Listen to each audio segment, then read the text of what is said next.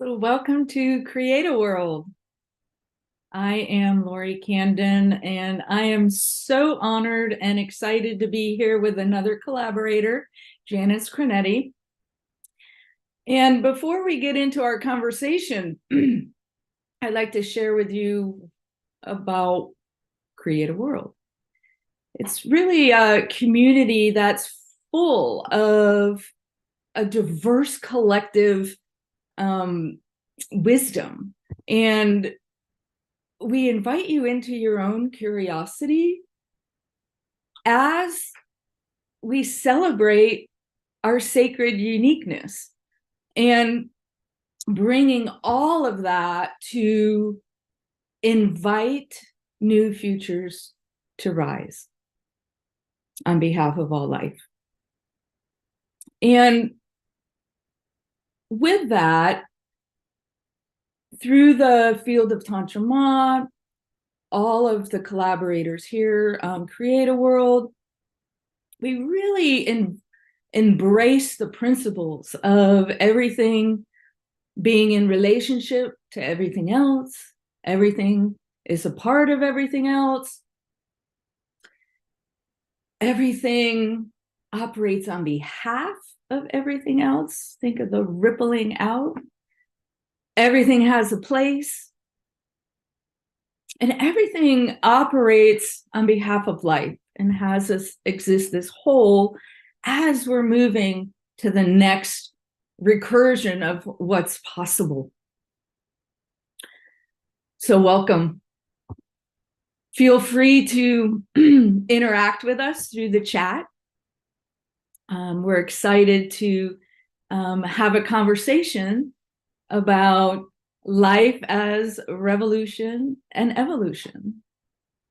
So with that being said, Janice, I would like to turn it over to you and open however you would like to open. So I've had a very interesting last couple of years. It's definitely been revolution and evolution for me, and I'll talk more about the specifics. But one of the other collaborators actually said, I think it would be interesting for you to share some of your story. So that's what I'll do today, and Lori will share some of hers as well. It's interesting to live in the United States and to be in a culture where when you become a woman of a certain age, you sort of disappear. If you're not actively in the role of wife or mother, and I am in neither of those roles in my life, then people sort of, treat you like, what's the point? What what purpose do you serve?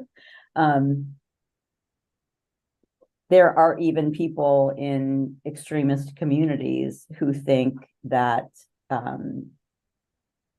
once women are past childbirthing years, that they are useless and should be terminated. And yet, when you are a woman who reaches that place, if you're listening carefully, and sometimes it's thrust upon you, but there's this other energy and voice that starts to whisper, now is your time. You have so much wisdom and experience and compassion that comes from that experience to share, and the world needs you. And when you look at indigenous tribes, of course, elders, both male and female, are highly revered. And women, stepping into the sort of the grandmother role, they're deeply respected. I finished just a couple of weeks ago watching a, a cable series called Reservation Dogs. And it was just so powerful for me. And I highly recommend it if you're a person who watches things on a TV or stream or whatever, because it's all about for teenagers growing up on a reservation. But they take such a powerful and respectful look at that culture. And I think it's because it's directed by, people who are actually themselves First Nation people. But the respect for the arc of the history of the people is just so powerful, and the way in which they really tune into the wisdom that comes from walking on the planet for a number of years is really powerful. And so I really, in the last couple of years, found myself in the confront of all that, and realizing that I felt that I had much more to give than I found myself feeling able to give, because I couldn't figure out the how or the place, not because I didn't have it inside me, but because everywhere that I was working and interacting and being in the world was in a very contracted space. So I've spent most of my adult life working in the public school system, over 35 years working in the public school system. And I call public school my family business, because my dad was a teacher and a football coach for 40 years. My brother has worked in public schools and schools, and my sister-in-law, my cousin, and me. So, and the reason I made the decision to go that route is that I actually originally gone to school to study marine biology, because I was, I was definitely going out on the boats with Greenpeace and putting my body between a whale and a torpedo. But I discovered as a scientist that science, as I was experiencing anyway, was still in a very I would describe it as being patriarchal state, in terms of rejecting everything associated with human beings that had to do with emotion. I mean, for me, my desire to study science was definitely driven by my passion and my desire to help the natural world. And I was told straight up by more than one of my professors that there was no place for that. When I was in school, some of the biology classes that I participated in were still doing vivisection. And if you're not familiar what vivisection is, so when you dissect, you're dissecting an animal that is dead. But vivisection is cutting into an animal that's still alive. Wow. And I had, and I was there because of my deep love and respect and reverence for animals, and I couldn't do it. And in this one particular lab, the whole purpose of the lab was to bleed a rabbit to death to figure out how much blood it had in its body. Now, I still, all these years later, don't understand what the point of that was and why that was necessary. But I said, absolutely, I will not do this. And they're like, well, you may fail the course. And I'm like, okay, I don't know what to tell you. I will not participate. And one of the teaching assistants said to me, if you're not willing to do this, you don't have a place in science.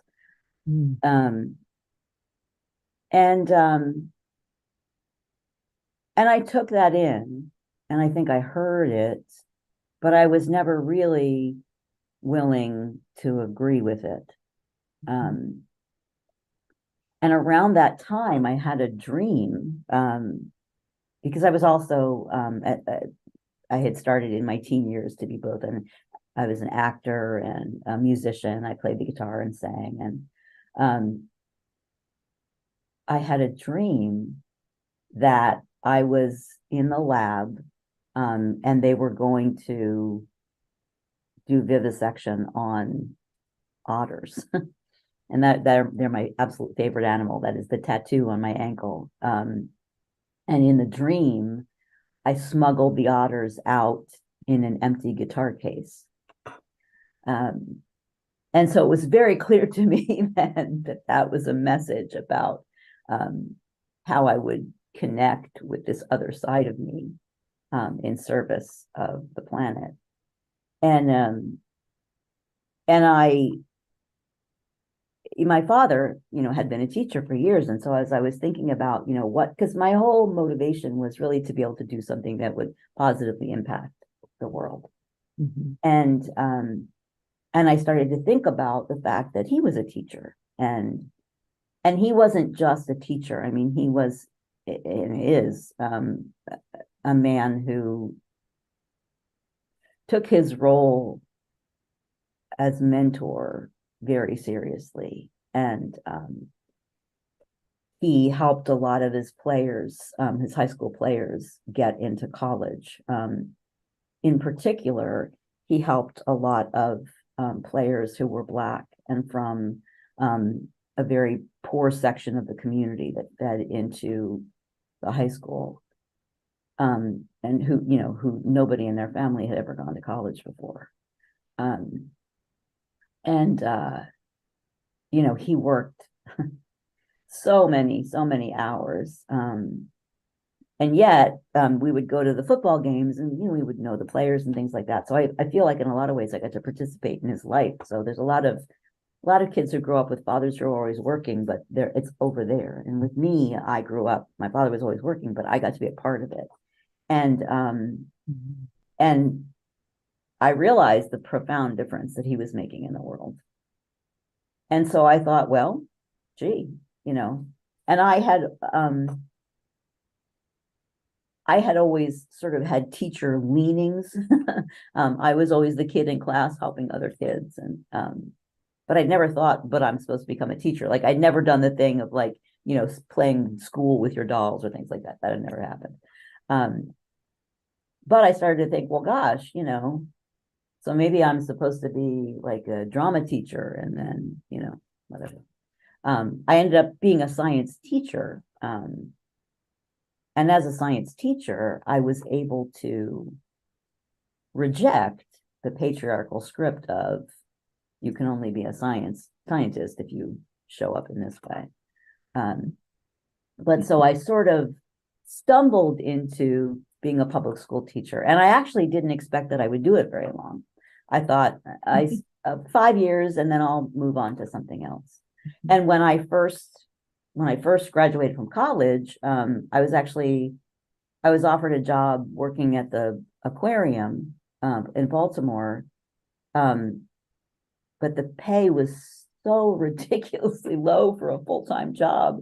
They're like, well, it's basically as long as if you don't have student loan payments and you don't have a car payment, then you'll be fine. And it's like, I am the daughter of a public school teacher who just graduated from a private university. I've got all those things that you just mentioned. So that was not an option. And so about 4 days before the school started, my dad called me and he's like, hey, they're looking for a teacher for this new class that they have called animal science. It's like a vocational class, but you teach kids all about animals. And he's like, what do you think? And I'm like, yeah, hell yeah. So I made the call, and I started probably 2 days before school was starting at that point. Definitely jumping feet first in, and I loved it. It was a wonderful experience in many ways, and I learned so much from those early years of teaching. But I also found myself in a very patriarchal culture, because since it was the voc tech part of the school, most of the teachers there were not teachers like with an education degree like I was. They were tradespeople who had been hired to teach a particular class. And was very much was a very dysfunctional for me, because it was a lot of that sort of, this is very sexist, and I experienced a lot of inappropriate behavior targeted towards me. And at some point I had to, after 8 years, I was like, I have to, my story came out, it was in the Washington Post, you know what hit the fan. And I was like, and then of course, all the men who are now being forced to take sexual harassment training were all, spewing their venom on me. And I was like, I can't take care of myself here. So I went to another school. But I had to leave my animal science class behind because it was only taught 2 places in the county. And that was a really significant loss for me.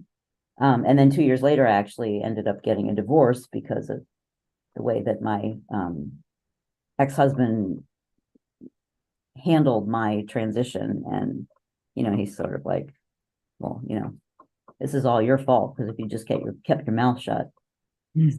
Yeah, I don't. If that's what you're expecting from me, I'm not sure this is going to work. But and one of my first assistant principals actually, had said to me in my early years of teaching, he's like, "You're such a rebel." And I'm like, rebel?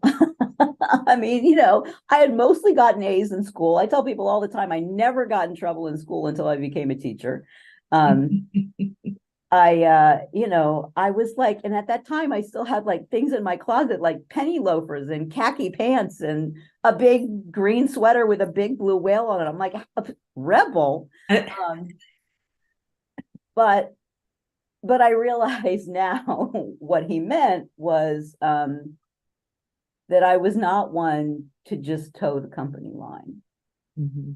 That was for sure. And honestly, I had been that way since at the age of 10. We would go to the beach every summer, and on the boardwalk, you could pick a t-shirt, and then you could pick a logo that you wanted on the t-shirt, and they would put it on there for you. And I, at the age of 10 years old, decided I wanted the shirt with the emblem that says a woman needs a man like a fish needs a bicycle. So I guess I was a boundary pusher from early on. And I continued to be that through my transition to different positions within the public schools. And then I did most of my early years of teaching in DC, and then I moved to Florida because I wanted to, work in marine science. And so I actually ended up getting a position as the first, I helped a nonprofit organization that did habitat restoration. I helped them start their education program. And I did that for a couple of years. And yet I found myself back in the situation of having a boss who was sexist and racist. It was a fun combination, not an unusual one though. And he was wanting to not let certain schools bring kids to the program because their students were poor and Black. And I'm like, it's one of these situations where that's not okay. And I left and went back into teaching at the high school that was right near the facility. And I did that for 3 years. And then from there, I transitioned into becoming what they call an instructional coach, where basically I support teachers in trying out new ways of teaching. And I've done that now until just October 31st, when I left public schools for good.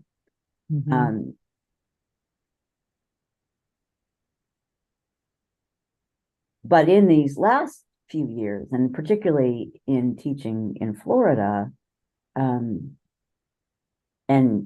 if you are somebody who, tracks politics and news and things like that, you certainly will know that Florida is going through some major upheaval right now, and we really, it's a lot of our governor is very interested in limiting freedom in the name of freedom, and trying to,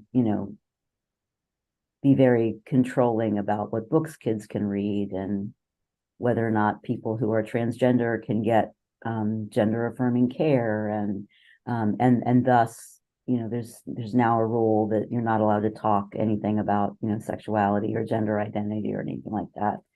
At first it was K-3, and now it's K-12. You're technically not allowed to talk about it anywhere in the school system, which is ridiculous, of course. But I found myself in an almost constant confront in these years that I've worked in Florida in the public schools, because there's just, Tantra will often use the phrase, not where I'm standing. And I found myself so frequently in the position of not where I'm standing. And being once again surprised at the degree to which so many adults seem to be willing to put their head in the sand about the inequity. And I just couldn't be a part of subjugation. And so for the last 10 years, I've been working with a grant. It's funded from the Federal Department of Education, but each state gets money to do a specific thing in their state. And so I've done that.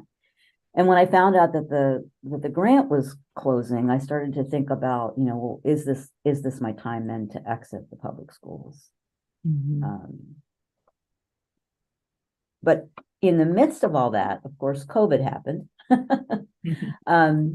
And prior to COVID, I was going 90 miles an hour. I was working for this statewide grant, which meant I traveled all over the state of Florida, which mostly meant driving, and driving into these teeny tiny towns in the middle of the state. But I also, at the same time, I was serving as artistic director for a local community theater. And we did, 8 to 10 productions a year. And I was responsible for finding those productions, hiring the directors, supervising the directors, dealing with any problems that came up. And I did it all for free. It was a completely volunteer. So I had this very full-time job and this very full-time volunteer role. And I was just going. And I was exhausted, but, so I sort of, like when you're running on the merry-go-round and you want to get off, but you're going so fast, you don't know how to get off. So, and then COVID happened. And right before COVID, I had gone in for oral surgery. So I basically was sidelined for a week. I like to tell people I was already socially distanced when COVID hit.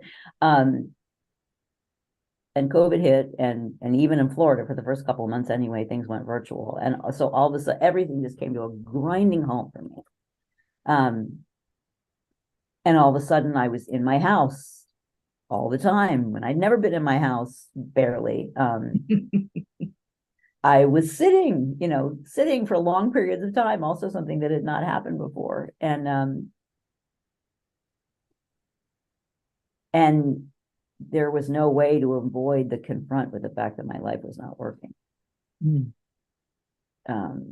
And in particular, as things started to open up again and everybody was so jazzed to get back to normal, I was like, I have absolutely zero interest in going back to the life that I was living a year ago. Yeah. And that forced me then to start asking the hard questions of, well, then what do I want? Yeah. The pause that COVID created, it very much the same for me. Different realms I was teaching Tai Chi and Qigong and yoga classes like nonstop. And, you know, there was a point that it actually, I was doing so much, got sick. And then that came to a halt for a short period of time, but I slowly resumed. And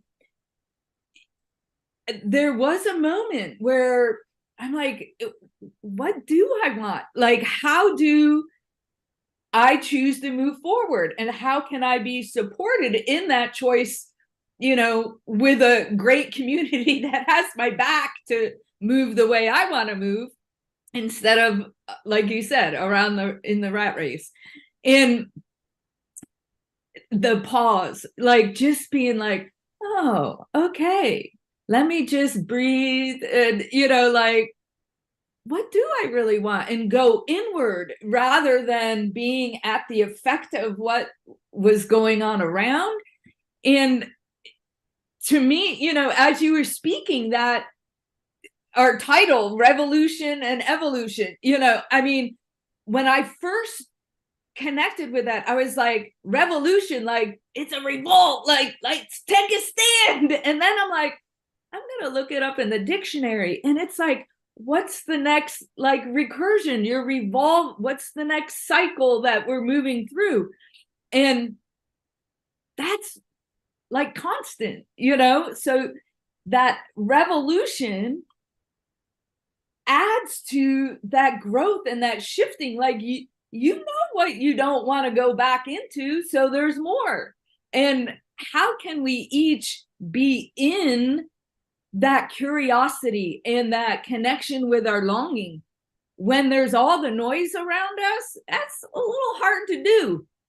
So it's invite community that involves quietness, or that, like, sharing authentically, transparently, vulnerably, and be like, all right, how, you know, like, what was your path?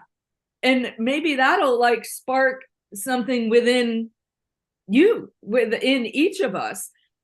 It's beautiful. So as you are evolving, like, what are your big ahas? Like, what's another big aha that you're carrying with you to blossom as you move forward? Right. And one of the things that I had to come to was that I had just given way too much of my power away. And I didn't think that I would ever be somebody for whom that would be true. But it happened in, little bites, little snippets, and then all of a sudden, and it was actually a friend of mine saying to me, she's like, Janice, I feel like I'm watching you wither away. And that hit me, because it was so accurate. And I knew that that is what I had been experiencing myself. And I knew that I knew that I was the only person who could do something about that.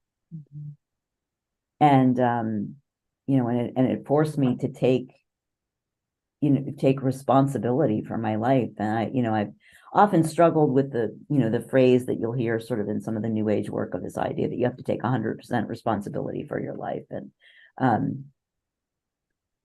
but I started to realize what that meant is that you're the only person that can make your choices.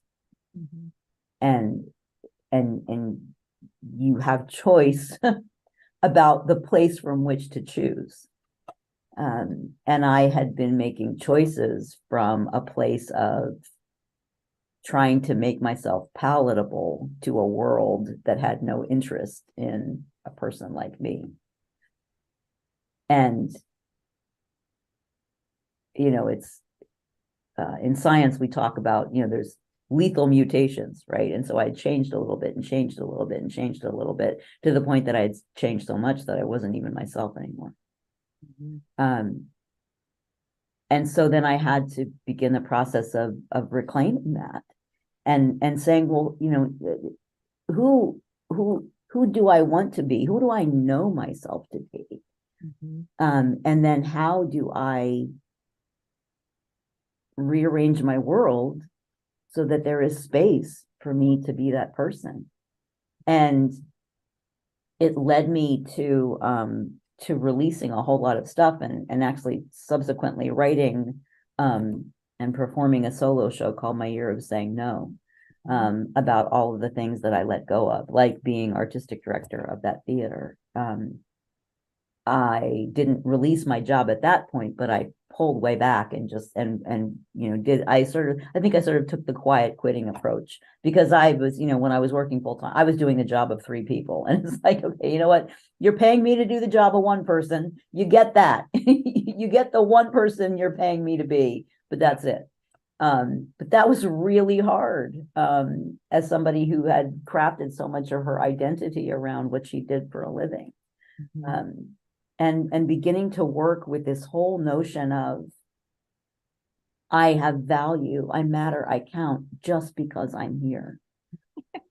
And that is so counter to the messages that we get in our current culture. It can be really challenging to stand in that place.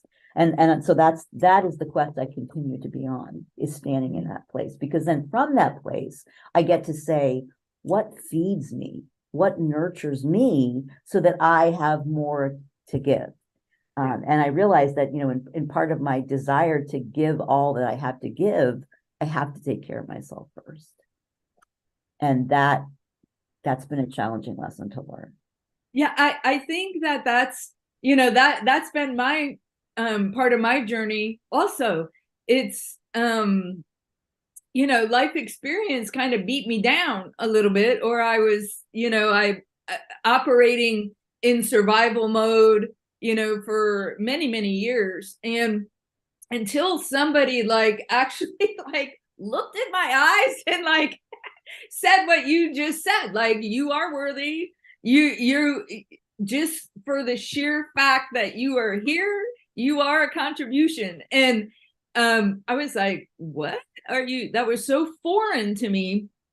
And then, for the next 20 years, I've been working on that, in that self-empowerment, and changing, my own languaging around what power is. People, there is that systemic patriarchal power over, and I grew up in that, right? Don't be weak, you got to be powerful type of thing. And I realized that was just all in my mind. I'm like, I can take care of business, don't worry. And inside I'm sharing, oh my God, I have to take action. And learning how to really be aligned with all of our system. You brought in the emotions earlier, our physical body, our spiritual connection, bringing that all into alignment. I'm like, oh, I don't have to do anything or prove anything. I am powerful just for the sake that I am connected, and anything's possible. And being with that individually is so much harder to sustain and maintain than when you have a community that is supporting, or in that same play, if you will. And oh my God, it's revolutionary. It's evolutionary. I mean, it's always moving and reconfiguring itself to live our best lives. And oh my God, some days are better than others, right?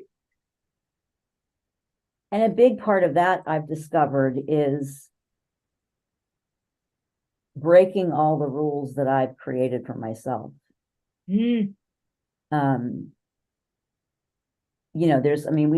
There's plenty of programming to go around, plenty of, patriarchal and capitalist culture telling us how we're supposed to be and what we're supposed to do with our time. And as I began to explore that, I had to then come face to face with all the rules that I'd created for myself. That I was only, that I was that I was obligated to be constantly contributing, and a lot of the Christian programming for me too around, to whom much is given, much is expected. That definitely was, a big part of what was running the show for me. And to the point where I remember saying to Tantra several years ago, I don't remember how many, but I said, I don't think I have an I, and I'd read a lot of Eckhart Tolle stuff, and I was talking to a friend of mine one time, and I'm like, I feel like the thing for women is they don't have enough ego. It's not that we need to get rid of our, it's like we don't have enough of it. And there were so many ways in which the notion of Janice Creneti as a sovereign being who had a right to, to feel well in her body and light in her soul. And it was like I just didn't even have that, because I had made all these rules about who I was supposed to be and how I was supposed to be, and even rules about how I was supposed to be to revolt from the patriarchal culture that was telling me, so it was like, but, and confronting all of the language around, I had so much should. And I would have to stop and say, well, according to who? Yeah. And realizing how much of the pressure was self-inflicted. Yeah. And that really takes some doing then to begin to dismantle that. Yeah. Yes. Yeah. It's the layering and being in the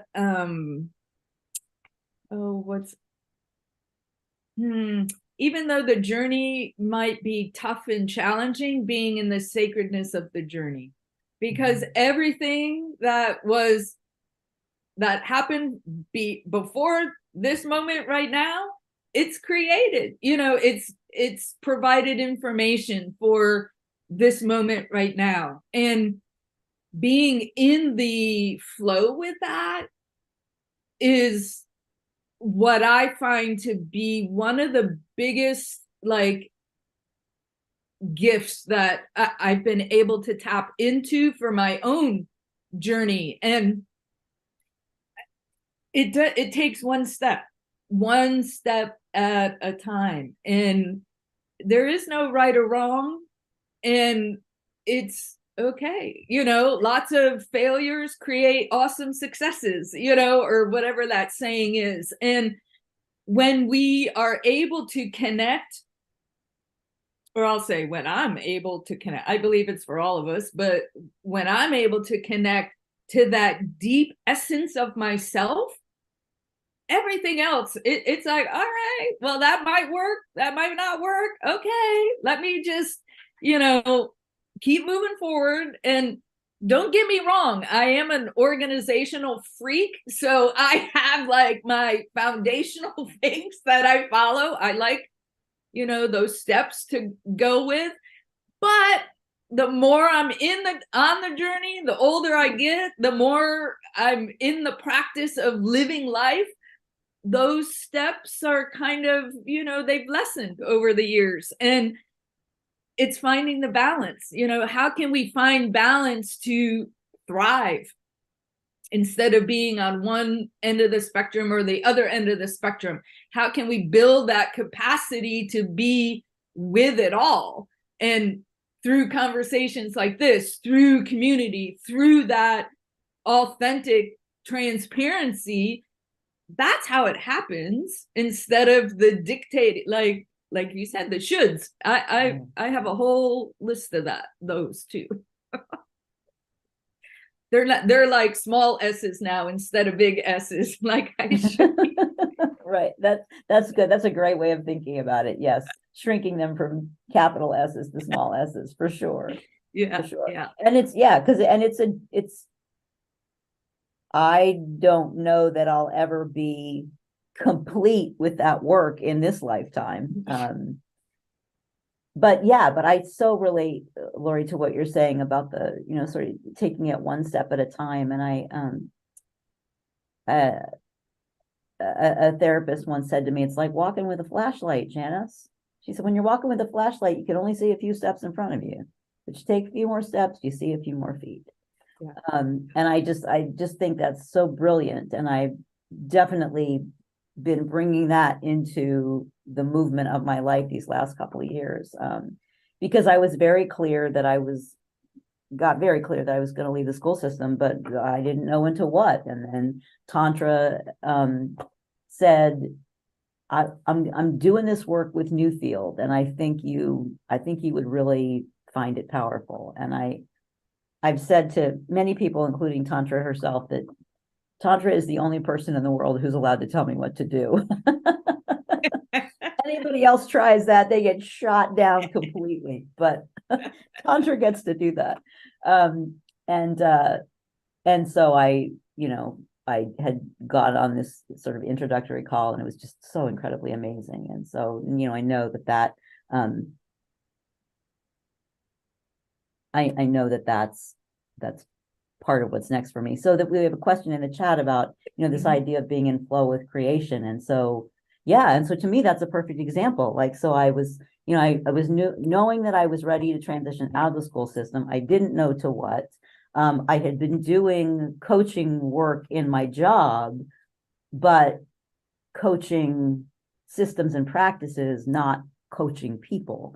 And Tantra's like, I think you'd be interested in this. I'm like, okay. I jump on the introductory call, and I'm like, oh my God, this is the conversation I have been aching to have for I don't even know how many years.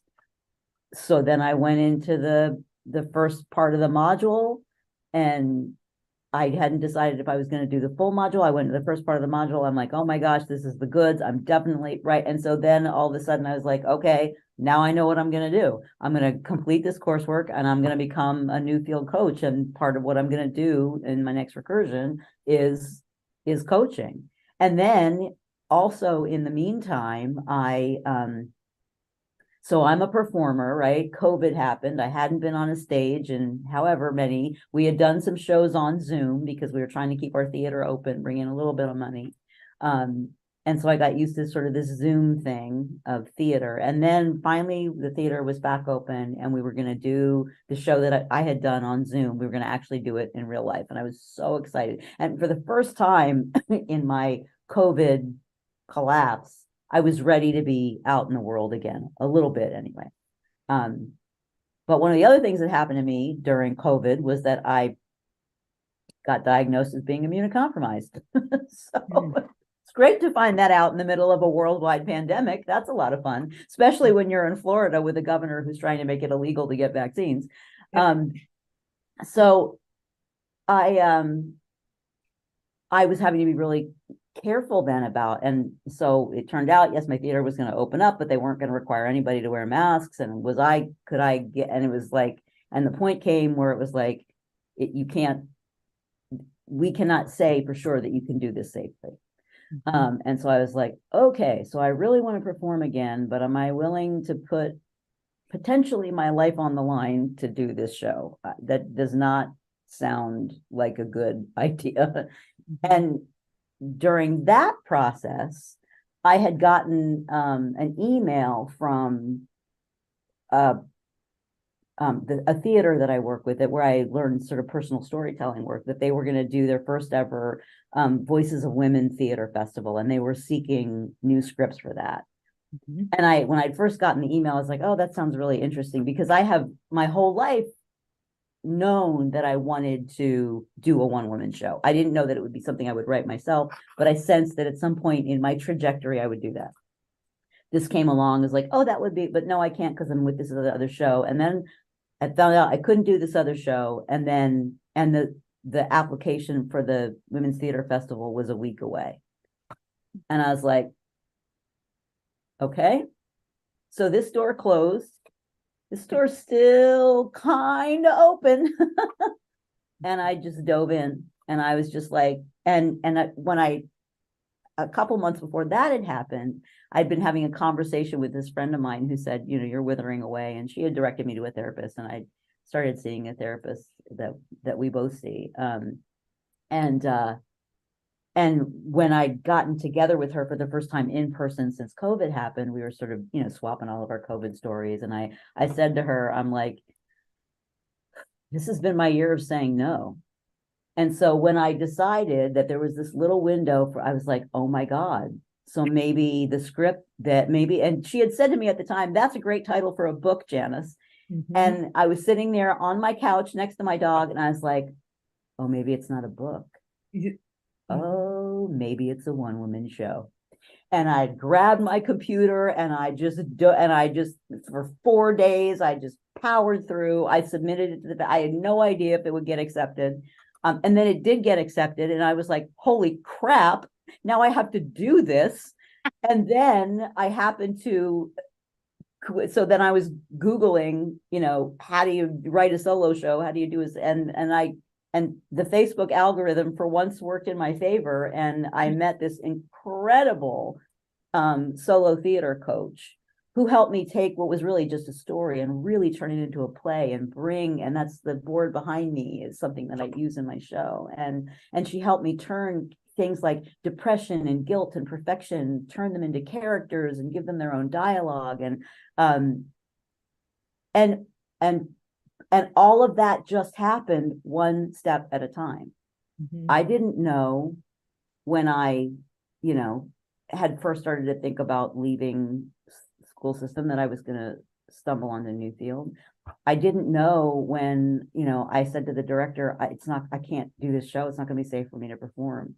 I didn't know that I was then going to actually not only decide to write the script, but get into the festival and then find this amazing woman to work with who's helped me, and I've done the show now probably a dozen times since then. I didn't know any of that. So when Lori's saying about it's one step at a time, it really is one step at a time. And that's scary because it requires a lot of trust. Mm-hmm. But what I've discovered over the years is that when I can get quiet and listen to my body, I can feel the yeses and the nos. Mm-hmm. But I have to listen. And then B, if I'm smart, I pay attention and I follow those instructions. But doing that solo show gave me this huge infusion of energy that I hadn't had in years because I was learning something. I mean, I've been a performer for like 40 decades, so I performed, but I'd never written a play. I'd never done a solo show that was about me. And there was all kinds of new stuff to learn. And so it gave me an opportunity then to use my brain in a way that I hadn't been able to use in a long time. And that was very nourishing for me. And so it's just this idea of listening and taking a step and then seeing, is this taking me closer to what I want? Or is it taking me farther away from what I want? Yeah. The flow, like you can, like, I can, like, it's very palatable to me to feel your connection with creation right now. Talking about your passion of being in your one-woman show and creating that, to me, it is that, like, you can feel it. Like, there's a resonance that is really palatable when you're in the flow with creation. And there's ease. It doesn't mean that aren't challenges along the way, but there's more of that moving in and out of the challenges to be with the longing instead of staying in the challenges and what have you. And you just so beautifully shared, when one door closed, another one started to open, and there's all these threadings that were happening, and you just joined the threading. So I'm excited to like see and hear the next one woman show that you produce. let's see, there is a comment. Let's see here. Pretty much spent my whole life walking with a flashlight. It can be so unnerving and not very socially accepted. Wow. Yes and no. I mean, that's the beauty. How can we invite the labels to fall away and be in our way of being as we navigate our own journey? And if I saw someone with a flashlight, I'd be like, what bugs are you looking for? Or like what it allows you to limit or bring your observation to a focus rather than like catch it, trying to focus on everything. So I like it. And I don't care if it's socially unacceptable because I have my flashlight. How about you, Janice? We have about 9 minutes. Yeah, I mean, it's countercultural for sure. Yeah. And so, then to me, the trick is to find the other people with the flashlights, right? And you can have a big old flashlight party. Yeah. But that's, again, I think that's the thing that I've come to realize on my journey. And I mean, I am in a lot of ways a dyed-in-the-wool Yankee. I mean, my family's from up north. I'm definitely, that I'm a Yankee. And I moved to Florida because people were telling me, oh, well, the west coast of Florida is not really the South. Yeah. Hogwash. And so I've definitely found myself, as a northerner, surrounded by a lot of Southern culture. And I am definitely deemed not socially acceptable. But so what? I mean, and I don't say that as flippantly as it might sound, because the thing is, at the end of the day, I'm looking myself in the mirror, and I'm having to check in with my own heart and my own soul and my own body. And yeah, I've done a lot of things over the course of my life that have not been popular with a lot of people. But I'm taking this course right now about basically how to use your personal story to help you spread the word about what you do. And they talk about the law of repulsion, this idea that, well, if you share a certain story and it makes somebody not want to work with you, great, because then you don't want them as a client anyway. You want to find the clients who are going to be a good match with you, and I've had to realize that that's not just true in business, that's true in life. And and I was withering away because I was surrounding myself with people who wanted me to be a way that I didn't want to be.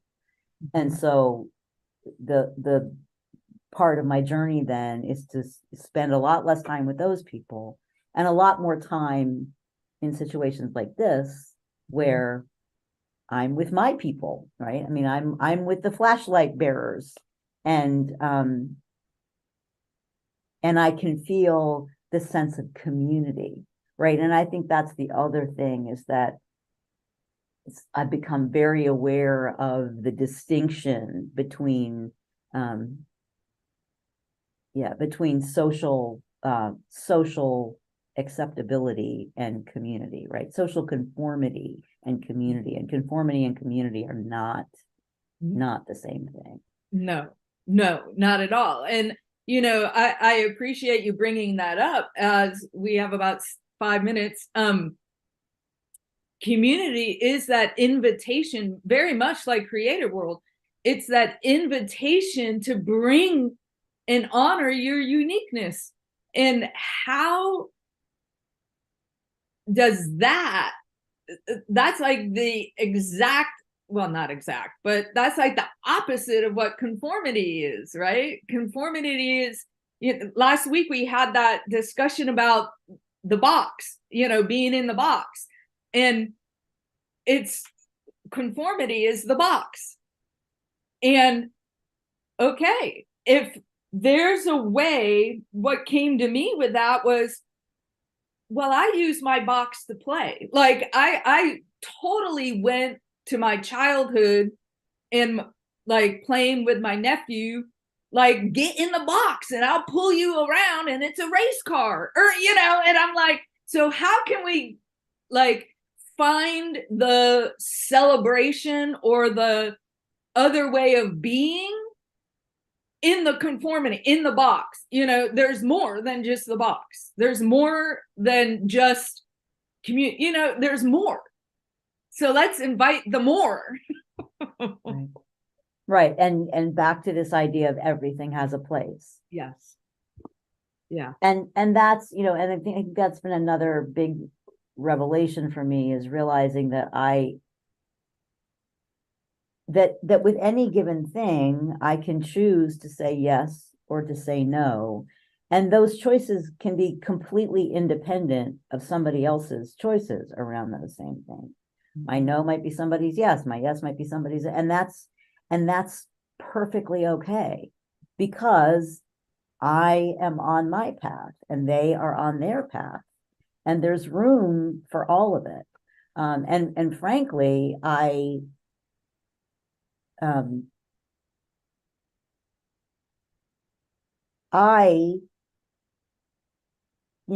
again, it's my choice who to be in the matter, and it's my life. But if and when I stay in that frame, I feel energetic and I feel nourished. And the minute I start to step my toe over into, I got to make somebody else be this way or do this thing. I mean, I poured so much energy into trying to make the public school what it wasn't.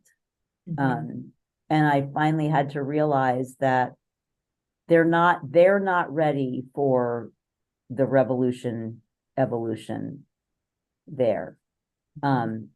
Okay. So, so I've said to people, I'm leaving for now, and when the day comes where they're like, oh, holy crap, this isn't working.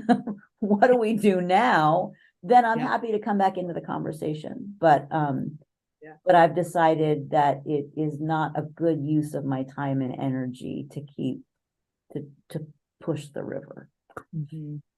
Yeah, and that's throughout life. We really don't move into change unless we recognize or observe or notice or really realize that what's working is no longer working, and that when there's more, in your own life, it takes one, but as a cultural rising, it's like when we all, or the majority, start to see that it's not working anymore, where is that community that can bring in all of that other information to maybe play with to see what will work, and not be so scared of the change, because change is inevitable.